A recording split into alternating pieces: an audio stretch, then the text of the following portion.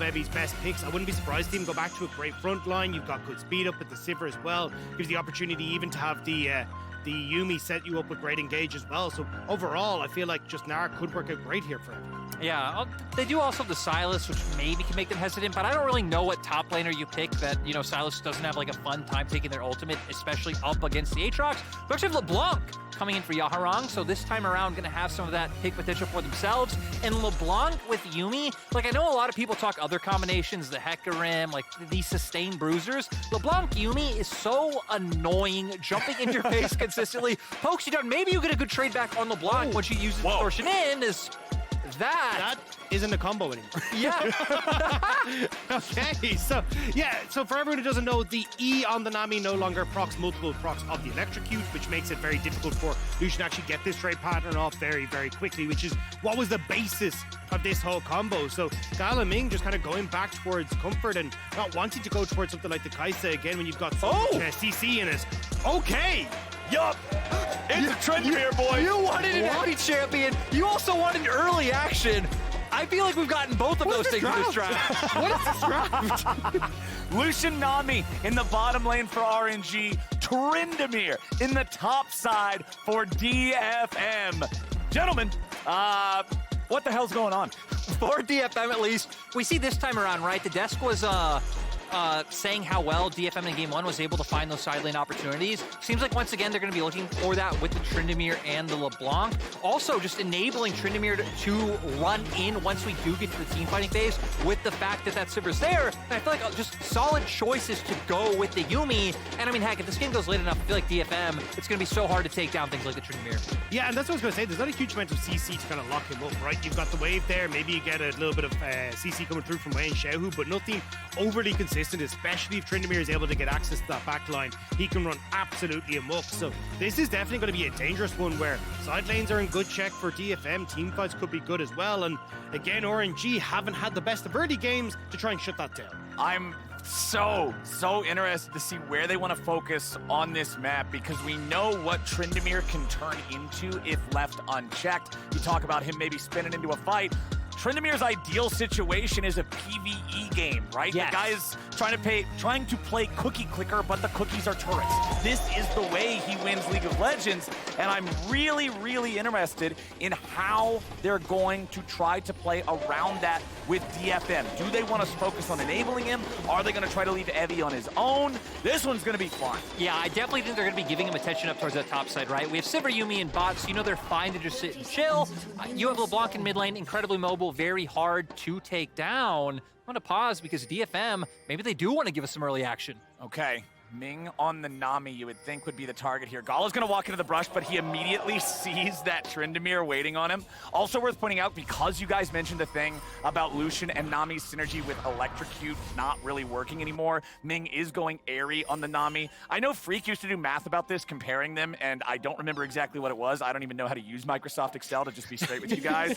So I'm sure there is some merits to this. I do not know what they are, as Gala tries to get away from Harp and Yutapon walking into this tri brush 1v2. He knows he can't win that.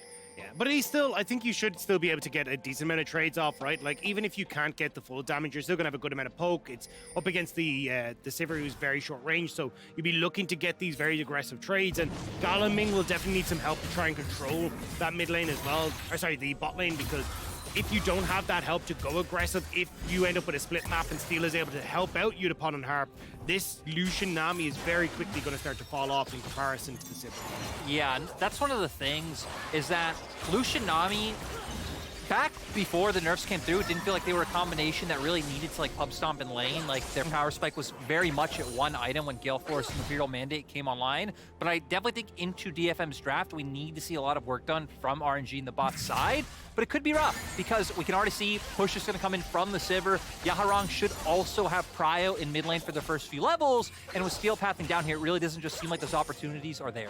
Okay, and I like the fact that you mentioned Yaharong, because immediately I'm noticing a difference in approach to the game compared to what Xiaohu was doing. Teleport instead of the Ignite, not just going for the straight up kill threat, wanting to have the extra mobility around the map. And of course, part of that could be the fact that, hey, your top laner doesn't have teleport either, and it feels kind of bad to have no TPs in a game of modern League of Legends. But still, it does mean he's going to have less of that 100-0 power compared to what we saw from Xiaohu in the previous game. Yeah, and I think that's going to be the super interesting one as this game goes on, right? Because you do have the opportunities, RNG, to match a lot of the side lane pressure, just try and wave clear, and it means that you're probably going to see Evie trying to group and play for those team fights a hell of a lot more, especially with Ignite, especially with the Ghost. He has that chase down potential for people like Gala, but you always have to be careful as well, because anything that Tryndamere does, Sylas can also do, so I think it's going to be like, hey, it's Xiaohu versus Evie trying to see if you can get access to that back line, just not die, and take some of these AD carries with you. And of course, just prefacing this for anybody who does not know about Tryndamere versus Sylas matchup, or a Tryndamere mirror if you play blind picks with your friends, whoever ults first loses. Yeah. Yep, that's pretty much the one rule. If you press R before the other guy presses R and don't manage to run away, you lose. I wonder if there's a situation where we've ever had both kill each other trying to out-Giga Chat the other one, and neither end up using it. Maybe it could. Maybe it could. That's the excuse that I have for not hitting the button. Yeah, of course. Exhaust traded for Cleanse here in the bottom lane as Harp slaps that one onto Gala, who's immediately ready to knock it right back off. But Gala, half health, low mana. Wei coming around from behind, might have an angle here. Doesn't want to set off the Scryer's Bloom, doesn't want to let him know he's there. He'll see the Scuttle Crab vision, waiting to walk into the river here, but now he's going to make his way down. We know he's not seen. Gala and Ming are under pressure, but it was all a bait all along. Yutapon just going to get ran through with that sword, and it's first blood to the man with the guns. Make it 2 as Wei picks up another, and it's RNG getting the money. And this is exactly what we talked about for RNG. They needed to put their eggs in the bot lane basket, and immediately they get 2 off rip. Great stuff to enable Gala and Ming to take over this bot lane. Yeah, they're going to be able to get the wave in as well. Should get a nice reset for themselves. And we see Steel is able to take away some camps on the top side. Might even have an angle for a gank. Will be spotted out, but is already pushed up pretty far. All right, Breathe, let's see what you can do. Can he get himself out of this one? Infernal Chains are going to pull Evie back. Breathe tries to walk away, flashes out of the Arctic Assault, but gets tagged by the second hit of the Flail. Still just trying to walk this one back towards mid lane. Goes over the wall here with the Umbral Dash. Ready to still try to keep fighting and kiting away from these guys. Q3 hits. Breathe is not going anywhere. DFM gets one back the top side. And sadly, RNG not in a position to be able to answer anywhere else. DFM did have to commit a lot of time to be able to make this play happen, but still, Wave State's not really in a position where like, hey, we're losing anything bot or need to answer back quickly in mid. So overall, just a nice response to come out from DFM. And it feels like both teams this time around kind of fine with their top sides being a little bit slower. RNG, like you've already said, Dagda, a lot more about that bot side, but DFM, I mean, they're just playing to scale up. Yeah, I mean, but the big one is that Evie did get that kill, right? He's going to be able to get a good amount of CS, get towards that level 6, and then it becomes super dangerous for Breathe as well. Like, yes, you've got a lot of healing, but if Evie's just able to tank up the turret for the entire time, you've got good CC with Steel, they can tear through Breathe if he starts to fall further and further behind. Tryndamere is one of those champions where, you know, we've said like playing 131 or hard playing sides ever since like Dragon Soul's been the thing is dead. Tryndamere is one of the champions who actually can still dive you and actually get pressure on a turret. So very good for him, especially he already hits level 6, so it makes sense it steals up here. Oh man, this is where you can just get scuba levels with your dives, boys. It's so difficult to deal with Tryndamere in these situations, especially just as a level 5 Aatrox. Breathe is still hanging around. The turret aggro comes out. It's initially onto Steel. That was a bit of a screw up there from DFM. Now Evie's underneath the turret, but Wave's already showed up. This was a massive mistake from DetonatioN FocusMe, and focus they will. RNG get 2 more. And you can understand the idea. They have the stacking wave, they have the ultimate for Evie, but the fact that Wei was able to make his way up there and honestly get the possession right in time to like jump in between Breathe and Evie, everything just going the way of RNG. And you can see Aatrox trying to see if he can make the play happen then on bot side because they know that Wei is top, but not able to get into the bottom side of the map. And I mean, Wei read this perfectly. Like, he's immediately moving up towards this top side. He's ready for that dive in case it comes in, knows it's a big wave. And just a great read from RNG, knowing exactly what DFM were going to go. Also Breathe, I mean, hitting both sweet spots of the first 2 Qs, right? Getting the knockups, able to get the chains down as well, so he was able to buy so much time. And I gotta fault DFM too. Why is Sejuani slapping the dude first? Sejuani doesn't have the I don't die button. It just seemed like it was a little rushed, it wasn't fully thought out, and it costs them a lot. RNG up 1,500 gold, not even 8 minutes into the game. Their best early game so far here in the series. And this is what a lot of people were expecting coming into this series, right? RNG being able to match DFM on the map, get control through lanes, have some good ganks coming through from Wei, and Yutapon, Harp will hop out just to steal a bit of that damage, but that's a lot of hurt onto the bottom lane of DFM. And I mean, they have Prio and bot. You can already see Wei starting up the Herald topside because Breed's pushing that wave in. Xiaohu now at the level 7 mark is in a very good position to get things going. So, I mean, power spikes abound, especially with that serrated Dirk on Lucian, but DFM want to punish it. Yeah, can they get him? Gala's gonna get hit there. It's so easy for Gala to tank those when he has the cleanse because he can immediately just get himself away to safety. Camera snaps back to mid, and Yaharong has to snap all the way out of that fight, using the flash to escape from Xiaohu there, who is just smacking him around in that 1v1 all-in. Evie versus Breathe. Here in the top side, Breathe can land the Q3, but Evie will heal the whole thing off. These guys are pretty evenly matched, but Evie knows he can zone him away here in the neutral ground. DFM are onto the Drake on the other end of the map. Just waiting for Yutapon to be able to crash that wave on bot side, and then the Sivir will be able to join. So trading objectives on opposite sides of the map, you have to see how RNG are going to be able to kind of make this Rift Herald worth their money. You're already seeing a lot of pressure down onto this bottom side. I wouldn't be surprised to see them try and continue that and just all in on Gala, because he gets big enough, but then it becomes very difficult for Evie to continue this presence on top side because, well, the rest of RNG are just winning in the format. I definitely think that's the play as well, kind of looking at how the other matchups have shaped out. It's going to be very hard to get anything done on top side with that Herald. Mid as well, you really don't need to drop it. Like, they do have a Sivir on the opposing side, so the wave clear will be there later on, which could be annoying, but I think getting Gala ahead is paramount for RNG. Well, Breathe is just going to continue holding the L here in top lane, dealing with Tryndamere in the 1v1 early. You can see he's down a pretty significant amount of CS. He will be able to clean up a bit of that here underneath the turret, but unfortunately the HP on the creeps meant that he wasn't able to get all of it. So still a bit more than a 2-wave lead for Evie in terms of that farm count. But if we're looking elsewhere on the map, jungle is pretty close, but it is full kill participation, and 2 of those kills, 4 ways Viego. He's already got Blade of the Ruined King completed. Sejuani's got boots and a red rock. Boys, that is not a jungle comparison that you want to be on the Sejuani end of. No, we can, Wei can go take that fight any day of the week now.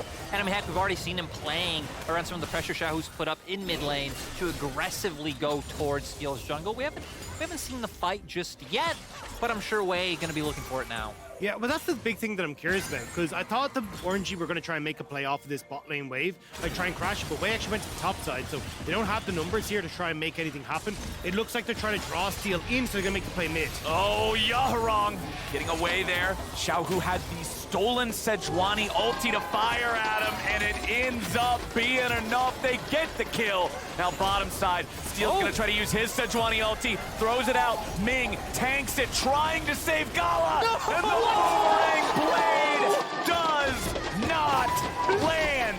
Nicely done, but the fights aren't done across the map. Breathe tries to get away. Evie needs one more hit to cut him down, and he gets it. Evie lands the solo kill. You know, after how bad that fell in the bot lane for Yutapon, we take that for Evie in topside. The sad thing for DFM is they lost out everywhere else, not able to get the play in bot side, as we just saw Herald dropped in mid.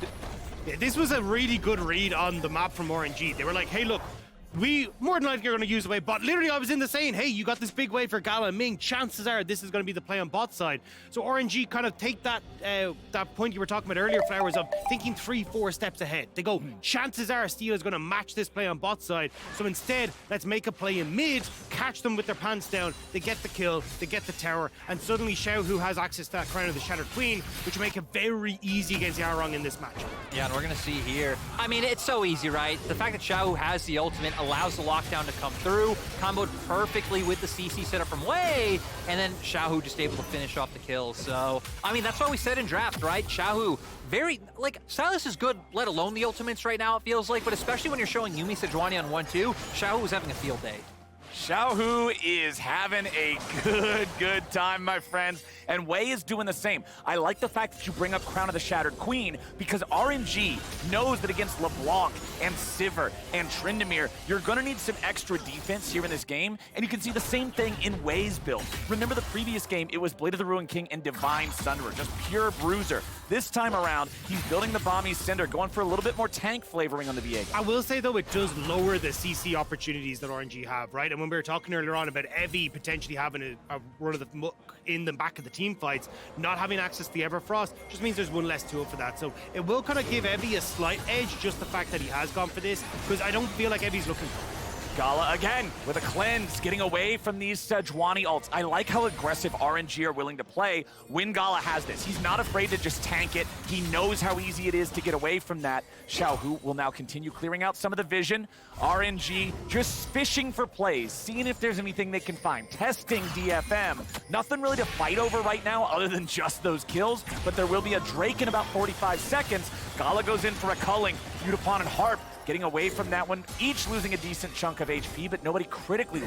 I actually like what we saw on the mini-map, because if you see, Evie actually moved over towards mid, and heck, now going to be able to potentially take away this blue buff. But for DFM, when you start falling behind like this, you need to look for these plays where it's like, hey, obviously Breathe wasn't showing a top side, but maybe I need to drop a wave here, or like give Breathe the chance to show up and push first, because you need to overwhelm them somewhere else that they don't expect. So look for the opportunity mid. Sadly, Xiaohu didn't overstep, so DFM weren't able to find it, but DFM, knowing they're starting to fall in a bit of a hole, are starting to use the tools they have to try to get back in. And the biggest problem for them is that now they kind of have to try and give over things like Inferno Dragon that's about to spawn here over to RNG. You have the Rift Tower that's not going to be up at the same time, so RNG should be able to get that and still be able to move up towards the Rift Towers, especially with the Gale Force completed now coming through for Gala. He's in such a good spot for some of these team fights. Yeah. This power spike cap, this is exactly what we wanted to see. I mean, if anyone walks a bit too far forward, just Gale Force into calling is enough to 100-0 people. Sadly, though, doesn't exactly have that calling yet. It'll be back soon. It'll be back in plenty of time, you would have to expect. Once more, it is Wei on the Dragon all alone. He doesn't need help to take that one down. DFM trying to go elsewhere, like you guys were talking about, trying to make something happen on the top half of the map, going for the second Herald of the game. They're down 2,500 gold. They gotta find something to stop this bleeding a little bit, make sure you're not falling behind. The Gale Force on Lucian is not the only thing being completed. The Imperial Mandate on the Nami also online. She doesn't even have any shoes. Wei goes bottom looking for Yaharong, who snaps back to his first position, tries to trade with the Viego, but it's just not gonna be enough. And now, with the turret plating gone, Xiaohu's just clearing out the rest of these minions. They're not gonna take the tier 1 turret just yet. Next wave collides, and that one is just money in Xiaohu's pocket. RNG just cross-mapping well, understood that, look, if you're putting all your resource into getting the Rift Herald, well, we can push mid. We can then let Xiaohu take this bot wave as well. Yaharong will just show up as the last few minions die, but it's just RNG again, kind of what we saw in game number 2, once we got to the mid-game, playing the map well, continually getting more and more control on the map. And I feel like if you were DFM, right, we looked at their comp, we talked about playing around sides, but the fact that one, Xiaohu has found a lead over his counterpart, and I feel like two, the bigger one, is Wei being so far accelerated, means that you always have this kind of two-man squad playing around sides, not giving DFM those openings. The only one I'm worried about is Evie. I mean, Gale Force deal completed, like, he is a big old boy, and he will happily tear apart anyone who steps into his lane. And I think that's why we're kind of seeing DFM at the moment leaning towards this top side, trying to get the vision control they need so Evie can play aggressive so we can look for that top lane turret. I feel like Gale Force is the I have to win this game by outplaying my opponent's item for Tryndamere, whereas Kraken Slayer is just that everything's going fine. All I have to do is stat check whatever they put in my way and cut through them and I'll be fine. So I've got eyes on Evie all day. This is the dude who's found solo kills. This is the guy who's been in control of his lane. This is the one point of power that DFM really has. And I feel like without playing around him, there's not much of a win condition here in this game for him, unless maybe for some reason RNG just forgets to press the gas pedal down and you get to 6-item Sivir. Yeah, there's definitely still possibility for RNG to throw this as this game does go on, and I like that DFM now have been posturing aggressively around the map. Seems like they're trying to find an opportunity to use this Rift Herald. Wei, though, going to be doing some hunting of his own. All right, they're after the Nami because they know that Lucian can get away from it with Cleanse.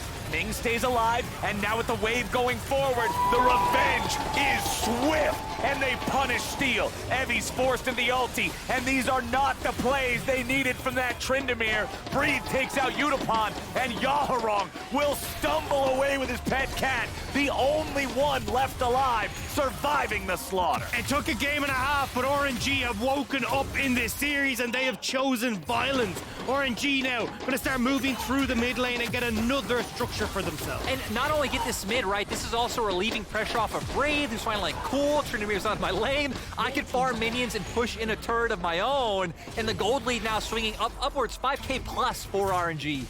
It was just a great fight from RNG. Ming doesn't get bursted out at the start of this and end up lands a miracle bubble as well onto Evi to prevent Evi from actually being able to do much damage to Gala. So from that point forward, RNG were just able to close that one out. Again, side lane's now fully in control for RNG.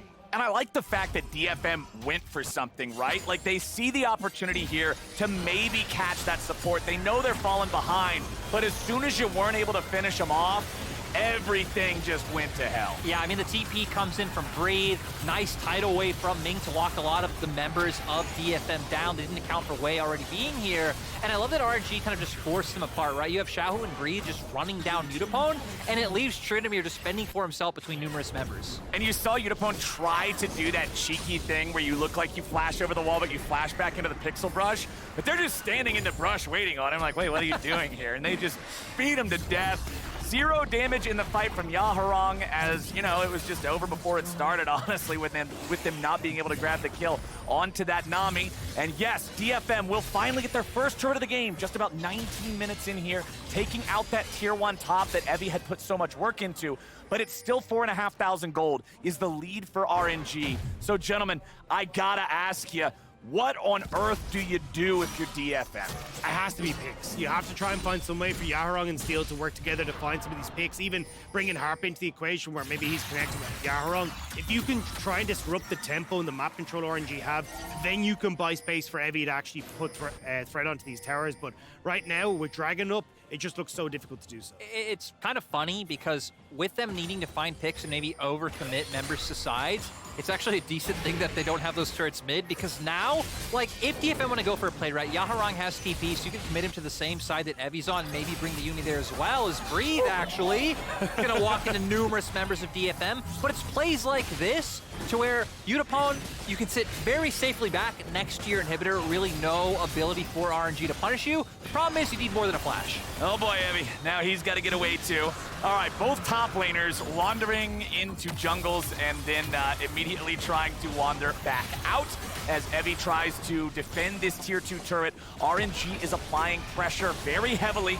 Evi is low, but not forced to ult. Xiaohu can just jump right back in there, make sure they destroy that turret. Yaharong's looking to see if there's anything to grab, but he's stunned. The bubble flies out and only gets the clone. RNG's war machine is not slowing down. But this is the trade-off when you try and make that pick in the top side, right? Now you don't have the members bot lane. RNG are able to get onto the tower, and now DFM overcommits to the bot side, which means that Breathe can get the top turrets. Yeah, and that's just one of the things, right? Since RNG are so far ahead, they have so many more options available to them. Any play DFM makes, they will be at a disadvantage, and heck, maybe now TPing Yaharong in. They're going for Breathe, but Breathe recognizes the safest place to go is actually towards his teammates. Xiaohu in trouble. Xiaohu destroyed. Big pick there for DFM. If they can get something else off the back of it and turn it into more. Yuumi slow comes out.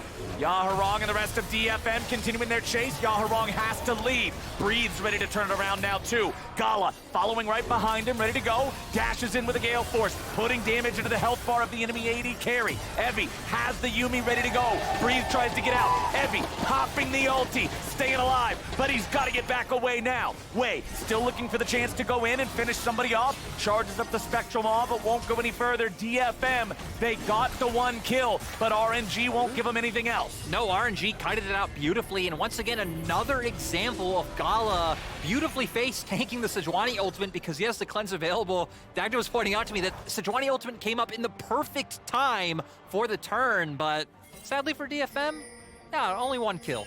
I mean, look, they get the pick onto Breathe, which is nice, right? Like, the TP comes through, they commit a lot to make sure they can get this, but this is what we're talking about, them trying to find these angles of attack to pick off low-health members of RNG. Now, it will be Xiaohu who ends up overextending at the end of it, and this is where, like, I was looking to see, hey, where is the ultimate for Steel? It's just waiting to come off cooldown, and DFM, they do overextend, but they're trying to kite back, wait for that ultimate from Steel, and maybe then with Evi's ultimate up as well, they can turn on towards Gala, but Gala face tanks the ultimate, has the cleanse available, saves Breathe in doing so, and then it's easy for RNG to turn it around. That is 3 or 4 times now this game that Gala has been so aware of the Sejuani ultimate and aware of the fact that even though he's the role who's traditionally not supposed to get targeted, the best thing he can do is just eat that big ol' ice cube with his face, cleanse it off, and make sure everybody's out alive. I'm really liking the way they're handling these Sejuani ultis as a team. It's just great to see, especially because Gala, back in the LPL, was having a bit of a slower season than he typically was. Not really the huge standout for RNG. It was Xiaohu primarily throughout the regular season carrying them to victory. And now, once again, kind of slowly easing into that international form that we always see him. But that's the thing, right? He was more comfortable on picks like the Lucian rather than the Sivirs and the Zeres and those kind of things, right? So definitely kind of going back towards comfort as Ming is gone. Well, that was definitely not comfortable for the support of RNG. Finally, that is the first death of the game for this Nami. Ming has been doing a wonderful job keeping himself alive so far, but Yaharong finally gets in there. He finally finds the moment for the pop. But the unfortunate thing is, DFM doesn't have a whole lot else they're able to grab from that. They may be able to force down this tier 1 mid lane turret, but Gala and Breathe still clear the way. I feel like we're getting to that point where the LeBlanc plus Yuumi annoyance is going to be there, where again, you can just distortion over the wall, you have extra CC coming out from the Yuumi, and then even if someone trades back because it's LeBlanc, you have to like commit yourself into a play, well, the Yuumi's just going to heal you. So everything is just fine for Yaharong, and I love the aggressive opportunities that they're looking for. All right, RNG, let's see how they're going to pilot this from here, because there is 50 seconds on the Drake. Baron is alive here on the map. You can see the Scryer trinket, drop into the pit by the side of DFM just to make sure RNG wasn't up to anything. Looks like we're not going to get anybody trying to sneak any Barons anytime soon, but it is 2 Drakes for RNG. If they get this next one, they will be on soul point. Gala and Ming will shove up the mid lane. Gala's going to take the opportunity to reset here. It is very likely that he is able to buy himself something pretty nice. We'll keep an eye on the inventory as he gets back to the base. And yes, indeed, Infinity Edge complete for the Lucian. And this is where it becomes incredibly difficult for DFM, right? Not only do you have Gala firing all cylinders now, but also the fact you haven't been able to push your waves already up past River because you didn't know where RNG are. We're now only getting to broach that here for DFM, which means they don't get to set up for the Dragon. They have to give it up entirely because they know, hey, we can't really poke with Yaharong and Harp and see if we can get that pick onto Gala. We have to completely back away, which means another free Dragon for RNG. And DFM need to figure out what they need to make that price be for RNG. I feel like the good thing for DFM, though, right, is that they have that scaling timer for the Sivir, for the Tryndamere. You can see Yutapon super close to that Infinity Edge to come out, and the analyst test was saying, hey, like, even if it is some other members being the playmakers, he is the one who has to be the big carry for the side of DFM. Yeah. So the fact that you have this 5 minutes... Oh, Gala getting hit with the Sejuani ulti, but again, the cleanse, it's always ready to go. Breathe now coming in from the side. Yutapon, Evi separated from the rest of the team, but now Breathe is under fire. Evi forced to ult, stuck in CC for an incredibly long time. He's still trying to get away, but Wei is on the hunt and on a killing spree. Steel now has to try to hobble out. RNG still looking for a little bit more. Xiaohu goes in with E2, but a nice spell shield is going to stop him in his tracks. RNG have killed the enemy top laner, and they'll try to find some more. Now we can see them playing right now in Fog of War. They might be able to get on top of Steel as the wraparound comes through. They're coming around the long, long way. Xiaohu goes in, and Steel is about to go down. Yutapon will drop first, and the Yuumi ulti won't save anyone. RNG get what they were looking for, and Baron will be the reward. I love that they commit for the extra picks because one can't turn into a Baron. They go for it, and now they can start. I mean, they already have an 8K gold lead tagged up, but why not make it more? Well, we got a TP, so they might make it less here for DFM. They want to try and get in, but Yaharong, what can you do? Yaharong going in there. They know that Xiaohu was low. He was hoping maybe he'd jump in, pop Xiaohu, jump right back out. but Yaharong's teleport will not earn anything. It's RNG, nearly 10,000 gold ahead, wearing purple. And this is where you kind of question how much is this Red Bull Baron power play actually going to net, because there's not a huge amount of space left for DFM. Gala tanks up this ultimate at the start once more, causes DFM to overextend, and Breed with a decent flank here as well, just again able to separate out the members of DFM, consistently just kind of finding the ebb and flow in this fight as DFM tried to aggress back forward. And eventually Wave finds one reset, and that's kind of where it all bursts open. And this is where I was surprised that RNG were able to find more, because they sort of disengaged at first, but they commit to the wraparound, and DFM, knowing they need to try to play for picks, waited in the Raptor pit, which opened them up for the collapse from RNG to finish these kills off. And that's what's kind of surprised the DFM trying to commit for that. They actually had a blue ward on Baron, so they knew RNG hadn't turned back towards the Baron area, but got a bit greedy, and RNG were able to punish. Now separating out into their lanes. Push already was there in the mid lane, so RNG now going to move up to top side and get the last remaining outer turrets. Alrighty, guys, it is do or die for DFM as they try to dig in their heels and hold on against this Baron push. Yutapon at least having the Infinity Edge up on the Sivir. This is kind of that floor for where you say, all right, Sivir's online. But man, it is a rough time to finally get there. You don't want to be staring down two barrels like this, but it's RNG, locked and loaded, ready to go. They'll take down the tier 2 turret here in the top lane, and now all that's left is the DFM base. And this is where we can see the annoyance for DFM not having that TP on Evie, because Xiaohu can be down here, match these waves, and TP up if anything happens. Evie feeling like, hey, I need to be with my team right now because they are going for this push, and can't put that split push pressure that he would so want to use. Exactly. It's a double-sided sword, right? When you take the combat summoner spell, if you get ahead, if you're playing the game you want to play, you're a nightmare to deal with. 1v1, nobody can mess with you. 2v1, they got to think twice. But if you're behind, man, your ability to hold on and be able to get that footing on the map becomes much more difficult. And now you've only got a minute and a half until the Dragon as well, so you really need to get that footing on the map so you can try and contest this, but it just doesn't seem possible right now. You've got a ton of vision being established by RNG. It's already just been cleared out by DFM, but being re-established on the bottom side, and there they got the pick. Oh, Steel will try to get away from Gala here. Nami wave fires off, but the Sejuani is already gone. Having Harp attached can give him that extra bit of movement speed there with the heal to make sure he gets out of the way. But the map is owned by RNG. Everything is dark and full of terrors for the side of DFM. Gala did have to use his cleanse in that last one, though, when they're looking for the pick on Steel. So maybe that is now the angle of attack that you can look at for DFM. If Yaharong can get over a wall with Harp in tow, maybe they can find that moment onto Gala, but it's slim pickings with how difficult it is to get to the Dragon. And I think slim pickings is a good descriptor for the current state of the game in its entirety. If you are DFM, we're at the point in the game where you're having to make nothing but tough decision after tough decision. Every play is a low percentage chance. You're that far behind, but they've got to try to find the winningest move and execute on it perfectly. And I at least like that they've been looking for opportunities, knowing how dire it looks right now. But RNG overall, I think, coming in with the right plan to draft more to get ahead in the early game, because we saw if DFM can get through early game, be ahead or even neutral, like, they know how to play out in the mid game. They are solid team fighters. So RNG indexing into getting such a huge lead has done them wonders as Dragon up now, DFM. It's going to be your time to shine.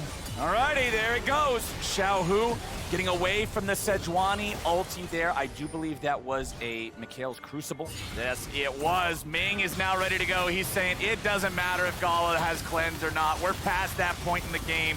Even the support's got money, and everybody on RNG now has the Cloud Soul ready to go. The extra move speed to chase down anybody on DFM who might get caught out only makes each individual movement, each possible mistake, that much more dire. It really does. And RNG now, since their comp is so low range in Brawly, I feel like you'd have to start trying to play for top and mid, set up to find picks in enemy jungle. If you get one, then you could probably just break down either top or mid inhib, like trying to get that. If not, Yutapon just going to be enough to have the wave clear. So in my mind, Baron really needs to be in the cards for RNG.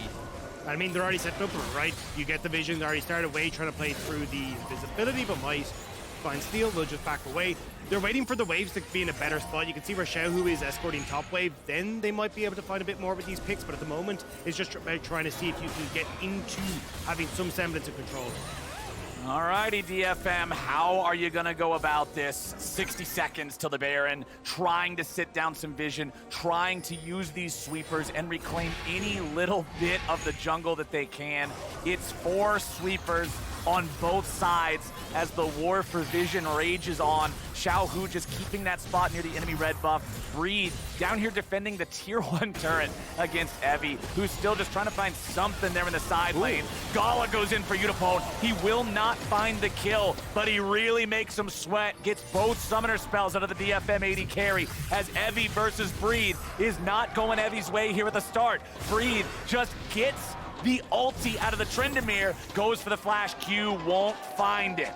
That is an anger. That is someone who has to lane against Tryndamere all game long, trying to see if he can get the kill back, but doesn't find him. He might find it. He might find it. Oh boy. Oh, he sees it. He sees him in the brush with the sweeper. Evie is still able to get away thanks to the spinning slash, but the rest of RNG is ready and waiting. Sejuani is not a tank at this point in the game. Like you said, Flowers, everything on DFM's minimap is dark and terrifying, so thinking RNG can just outright go and serve that Baron they have to face check, and it gives RNG the opportunity to find a pick. And look where they're going now. Exactly the tool they need to start breaking down structures with the amount of weight they're coming out for DFM.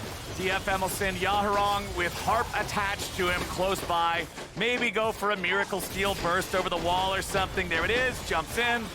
It's still at 4K. There's not a whole lot happening from that one, but Xiaohu might make something else happen here. Nope, just scares him off, backs away. RNG, they got Baron again. Reset's going to come through. You've already got Breed making sure that waves are fully in their favor, pushing these in. This is where we expect to see RNG try and close this one out. And even if they don't, I mean, 3 minutes until the Outer Dragon as well. DFM haven't got to see outside of their own base in the last 5 minutes, so it still feels like RNG just get to dictate how this pace. Again, it's just crazy to think where we went from game 1 to like DFM comfortably winning game 2, great DFM early game into a bit of a throw and RNG finding those picks where now it's been RNG dominance. It reminds me of an interview I saw Wade did the other day where they said, hey, so how are you guys dealing with all the expectations at Worlds? Like RNG, you guys never really handle that well. Wade's like, what expectations? We're 4th seed. We're 4th seed. We're just having a good time. Exactly, we're just here. We're in play-ins, man. So you can see RNG, I guess there really is nothing to tilt from when you are coming in with that as your mindset, which is a pretty good mindset to have coming into any international. So kudos to them, because now, I mean, with a 13K gold lead, with Soul, with Baron, right? This is just about how RNG ends the game rather than when. It's Hakuna Matata for RNG, and they are feasting on DFM here in this 3rd game of the series. Breed is going to draw the attention of 2 up here on the top side. I think he may have drawn a little bit too much attention as he tries to retreat back to his team. They won't be able to kill him, but he ended up doing his job as the mid lane loses the inhibitor. Yutapon goes into the stasis trying to survive. They're still ready to kill him. It's 1 down, it's 2 down. How many more are they going to get? Evie's in the ulti and he tries to spin away, but it won't happen. Yaharong, he dies too. A triple kill over to Xiaohu, and RNG will take this game. RNG delivering on the expectations. Such a dominant game 3 coming out from them. And DFM have to go back to the drawing board. And again, try to find that winning formula they had in game 1. Full house to round it out with the triple and the double.